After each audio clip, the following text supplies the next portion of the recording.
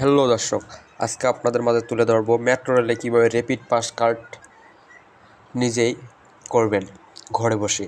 তো আমি দেখেন নগদ অ্যাপসে ঢুকলাম। নগদ থেকে কীভাবে পেমেন্ট করবেন, নগদে অ্যাপসে ঢোকার পর দেখেন মেট্রোপলিটন লেখা আছে, সেখানে ক্লিক করলে দেখেন rapid pass card user ID বা মোবাইল নাম্বার বা ইমেইল এবং পাসওয়ার্ড।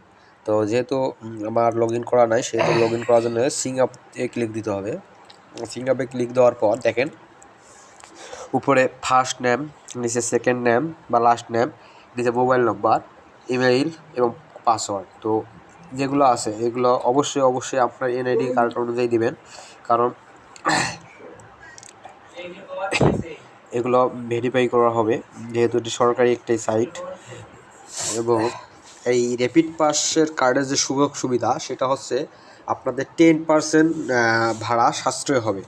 যদি আপনার ভাড়া 60 টাকা হয়, তো সেখানে আপনাদের ভাড়া 54 টাকা পাবেন, মানে 6 টাকা